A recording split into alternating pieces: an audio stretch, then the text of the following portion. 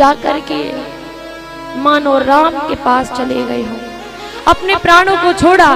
महारानी कौशल्या, सुमंत जी, सुमित्रा जी सब व्याकुल हो गए, सब हैरान हो गए। बोले महाराज हम सभी को छोड़ करके चले गए, हमें किसके सहारे छोड़ गए? राम तो चला ही गया, लेकिन इन्होंने हमारे बारे में भी नहीं सोचा। आज महाराज ने अपनी अंतिम सांस को भी त्यागा तो राम कह करके त्यागा। आज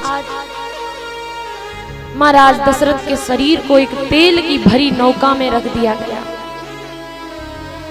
और जब उस नौका में रख दिया, गुरुवर वशिष्ठ बोले हैं कि इस धरती पर मैंने एकमात्र पुरुष ऐसा देखा है जिसका जीना भी संभव हुआ और मरना भी ऐसा गया मानो उसने जीवन में सिर्फ राम को ही चाहा हो। इसका जीना भी समर्थवान गया, इसका मरना भी सफल हो गया। क्यों? जब तक जिए तब तक राम को आगे खेलता देखा, और जब मरे तो राम को पाने के लिए मरे। इससे बड़ी मृत्यु और इससे बड़े राजा, इससे बड़े व्यक्ति इस संसार में कभी कोई नहीं हो सकते। इनसे बड़े महाराज अब संसार में कभी लौट कर नहीं आएंगे, जिनका जीवन भी जीने का मतलब भी समर्थ हो गया, जीने का जो ढंग था वो भी राम के लिए था, और मरे तो राम जी से मिलने के लिए मरे। मैया, हमारे संसार में ऐसे कई लोग हैं जब मरते हैं तो दूसरों का नाम रख जाते हैं कि इनके पीछे हम मर रहे हैं। पत्नी ने कुछ कह दिया, पति फांसी लगा लेते हैं। क्यों? अपनी पत्नी के पीछे मर रहे हैं। माँ ने कुछ कह दिया, बेटे फांसी लगा लेते हैं। प्रेमी ने कुछ कह दिया तो अगला प्रेमी फांसी लगा लेता है, और लेटर लिख के रख जाएंगे कि हम उस व्यक्ति के पीछे मर रहे हैं।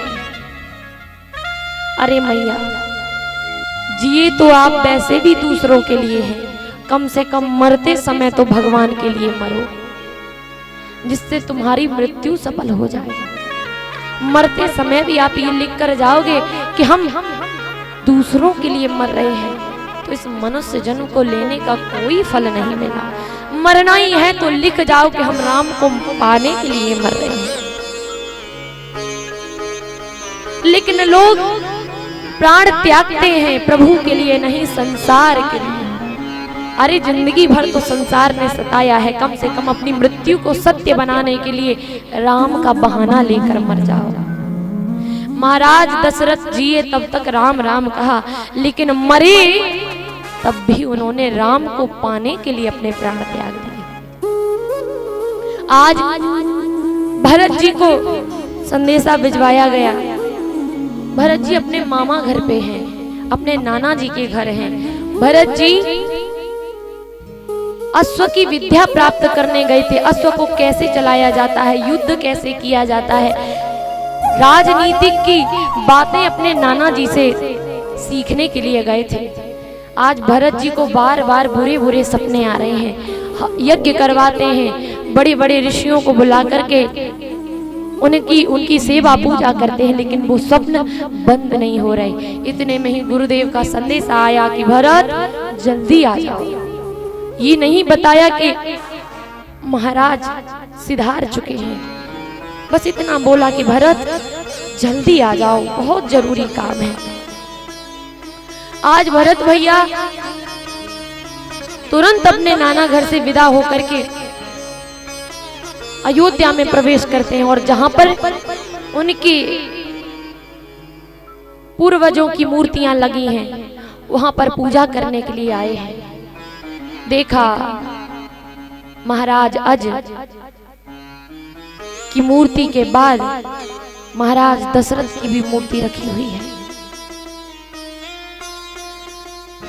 रघुवंश के जितने वंशज हुए सभी की मूर्तियों के बाद महाराज दशरथ के पिताजी अज के बाद में महाराज दशरथ की जैसे ही मूर्ति उन्होंने देखी, उनके पैरों से जमीन खिसक गई। सोचिए ये क्या, हमारे पिताजी की मूर्ति ये यहाँ क्यों, यहाँ कैसे आई? सैनिकों से पूछा ये क्या? बोले हाँ भरत जी, अब महाराज नहीं रहे, महाराज भी हम सभी को छोड़कर चले गए। जैसे ही महाराज सिधार गई ये सुना है, भरत भैया हाय तात कह करके खड़े खड़े वहीं गिर गए और व्याकुल होकर के रोने लगे। पिताजी हमें छोड़कर ऐसे कैसे जा सकते हैं? भाग करके घर गए, अपनी माँ के पास गए। माँ, पिताजी को क्या हुआ? माँ, पिताजी को क्या हो गया? कैकेयी ने कहा भरत, पिताजी राम के वियोग में चल बसे। राम के वियोग, भैया के वियोग में? लेकिन भैया कहाँ हैं? माँ, हमारे भैया कहाँ हैं? ऐसा क्या हुआ जो हमारे भैया के वियोग में पिताजी सिधार गए? मैया, मुझे जल्दी बताइए हमारे भैया कहाँ हैं? कैकेयी मुस्कुराकर बोली भरत, एक बात बताएं, हम बड़े प्रसन्न हैं। पर क्यों? क्योंकि हमने आपके लिए बहुत अच्छी चीज मांगी है। क्या? राजगद्दी। तुम्हारे भैया का राज्य अभिषेक होने वाला था, उसके बदले मैंने आपको राजगद्दी मांग ली और तुम्हारे राम भैया को वनवास। जैसे ही भरत जी ने ये बात सुनी कि मेरी माँ ने हमारे लिए राजगद्दी मांगी और भैया को वनवास, समझ गए। कहा कैकेयी, तू मेरी माँ नहीं हो सकती, तू मेरी माँ नहीं है कैकेयी, तूने मेरे भैया को वन भेज दिया। आज भरत जी महाराज अपने पिता का दुख भूल करके भैया का नाम लेकर के रोने लगे। मेरे भैया को तूने वन भेज दिया रे कैकेयी, तू मेरी माँ नहीं है। और आज के बाद कैकेयी, इस मुख से तू राम, भरत के मुख से तू माँ सुनने को तरस जाएगी। आज से तू मेरी माँ नहीं है। हम समझ गए कैकेयी, मेरे पिताजी ने प्राण क्यों त्याग लिए। अरे तूने मेरे पिताजी को खा लिया, तूने मेरे पिताजी को मरने पर मजबूर कर दिया, वरना मेरे पिता मेरे भैया के संग भी जाकर के रह सकते थे, लेकिन तूने उन्हें मरने पर मजबूर कर दिया। कैकेयी, आज के बाद भरत तेरे लिए मर गया, तू मेरे लिए मर गई। आज से मैं तेरा बेटा नहीं, तू मेरी माँ नहीं। इतना कहकर भरत जी महाराज कौशल्या मैया की गोदी में अपना सिर रखकर रोने लगे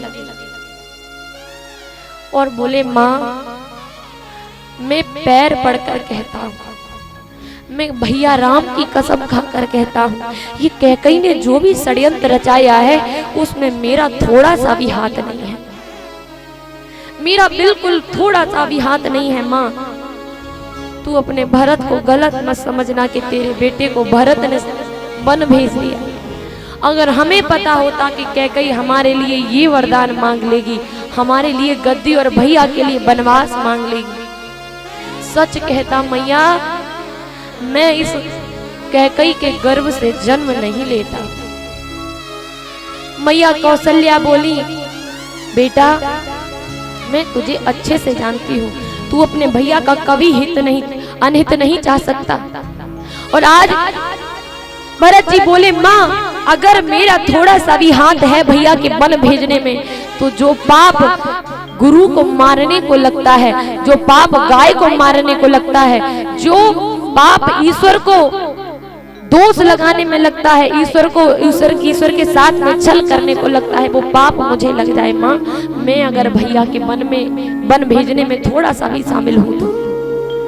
भरत जी महाराज ने 28 प्रकार के पाप गिना दिए। माँ, ये पाप मुझे लग जाए अगर हम भैया का बिल्कुल भी वन भेजने में हाथ मेरा हो तो। आज भरत जी महाराज को मैया कौशल्या समझाती है, भरत बेटा, सूर्य बादल में छिपकर के निकलने के लिए मजबूर हो सकता है। ये सूरज जो पूर्व में निकलता है वो पश्चिम में निकल सकता है। ये अंधकार, ये बादल पूरी जिंदगी भर सूरज को छिपा सकते हैं, लेकिन मेरा भरत अपने राम भैया के लिए वनवास कभी नहीं मांग सकता। ये सूरज पश्चिम से निकल सकता है, लेकिन मेरा भरत कभी भी अपने राम भैया का अनहित नहीं चाह सकता, हमेशा हित ही चाहेगा। मैं तुझे अच्छे से जानती हूँ भरत, तू कहीं किस लिए चिंता करता है। आज सरयू जी के किनारे महाराज दशरथ की चिता बनाई गई, चंदन की लकड़ियों के साथ में उनके शरीर की अंत्येष्टि की गई। फिर शांति पाठ रखा गया और शांति पाठ में गुरु वशिष्ठ बोले हैं, भरत महाराज तो चले गए, लेकिन जो तुम्हारी माँ ने वचन मांगे हैं ना, उसके अनुसार अब तुम्हें राजा बनना होगा। एक वचन को निभाने के लिए राम बन चले गए, एक वचन निभाने के लिए आप राजा बन जाइए। आज मुस्कुरा करके भरत बोले, क्या बोलते हो गुरुदेव, मैं राजा बन जाऊं? और आपको क्या लगता है पिताजी क्यों मरे, पिताजी क्यों छोड़कर चले गए? देखो, अगर पिताजी को ये पता होता कि 14 वर्ष बाद हमारा राम राजा बन जाएगा, भरत सिर्फ सेवा करेगा, तो पिताजी जी सकते थे। लेकिन उन्हें पता चला कि अब जिंदगी भर इस भरत को इस राजगद्दी पे देखना पड़ेगा। अब इस पापी को, जिस गद्दी पर मेरा राम बैठना चाहिए, उस पापी को मैं, इस भरत को इस गद्दी पे देखूंगा, मैं कैसे रहूंगा? इस पापी का मुख ना देखना पड़े, इसलिए मेरे पिताजी ने प्राण त्यागे हैं। भैया के वियोग में नहीं, इस भरत को गद्दी पर ना देखना पड़े, इसलिए उन्होंने प्राण त्यागे हैं। अगर भैया के वियोग में वो प्राण त्यागते तो वो भैया के साथ में बन जा करके अपने प्राण बचा भी सकते थे, लेकिन नहीं। पिताजी ने कहा, बन जाकर भी हम क्या करेंगे, जब मेरा राम 14 वर्ष बाद लौट करके आएगा तो ये भरत राज्य संभाल रहा होगा, इस गद्दी पर राजा भरत बैठा होगा, और मैं ये सब कैसे देख सकता हूँ। यही सोचकर मेरे पिताजी ने प्राण त्यागे हैं। आज भरत जी बोले, गुरुदेव मैं जब तक अपने राम भैया से मिल नहीं लेता, मेरी इस कलेजे का जो अंदर आग लगी हुई है वो बुझने वाली नहीं है गुरुदेव। और हाँ, मैं कल जा रहा हूँ अपने भैया से मिलने। अगर जो मेरे साथ चलना चाहे, जो मेरे साथ चलना चाहे चले, हम किसी से नहीं कहेंगे कि मेरे साथ चलो। फिर जो मेरे साथ चलेगा उसे मना भी नहीं करेंगे। और गुरुदेव, हम ये आपसे आज्ञा नहीं ले रहे हैं कि हमें कल जाना है, आप आज्ञा दे दो। हम ये अपने मन से कह रहे हैं कि कल हमें जाना है, जिसको चलना है चले, जिसको नहीं चलना है वो ना जाए। कल हम अपने भैया से मिलने जरूर जाएंगे। और भरत जी जैसे ही तैयार हुए, पूरे अयोध्यावासी तैयार हो गए। भरत जी कृपया करके हमें भी राम जी के पास ले चलो, हमें यहाँ अच्छा नहीं लगता। जहाँ राम जी है वहीं अपना जीवन बिता लेंगे, लेकिन यहाँ नहीं रहेंगे। चलो हम सभी मिलकर चलेंगे।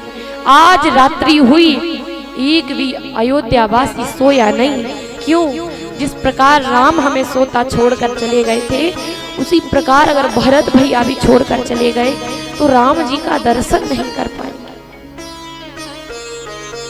एक भी अयोध्यावासी न खा रहा है, न कुछ पी रहा है, न सो रहा है, सब जाग रहे हैं। सुबह सुबह महाराज वशिष्ठ जी से पूछा भरत जी ने, गुरुदेव भैया की राज्याभिषेक की सामग्री भी लेके चलते हैं, भैया का उधर से ही तिलक करके वापस लेकर के आएंगे। बोले हाँ, मुकुट भी रख लो। पूरी राज्याभिषेक की सामग्री रख ली गई, सब कुछ तैयार, और ये तैयारियों के साथ आगे बढ़ने लगे। चल दिए। और हमारे भरत जी अपने भैया राम को मनाने के लिए, भावी सीता को मनाने के लिए चल दिए।